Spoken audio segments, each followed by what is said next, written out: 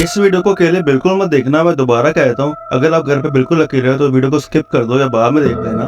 ये जो मैं आपको वीडियो दिखाने वाला हूँ ये एक रियल लाइफ एक्सोर्सिज्म है। अगर ये वीडियो शूट ना हुई होती, अगर ये वीडियो रिकॉर्डेड ना हुई होती तो शायद ही कोई इसे बिलीव करता। वीडियो की तरफ चलते हैं।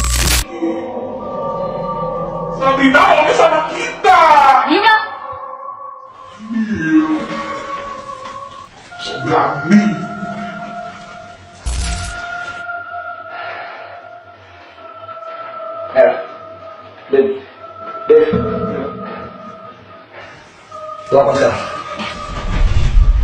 Ini, what do you get this way of cinta? Kang, sabihin to sa akin na. Natutuhan na rin kita! Ako din siya to, Rajim! तो क्या ख्याल है आपको ये वीडियो देखने के बाद? क्या आपको ये रियल लगता है, फेक लगता है? हमारे अकाउंट को फॉलो कीजिए मजीद ऐसे क्रीपी कंटेंट के लिए। उम्मीद है आपको हमारी वीडियो पसंद आएगी। मिलते हैं अगली वीडियो में, तब तक के लिए अल्लाह हाफिज।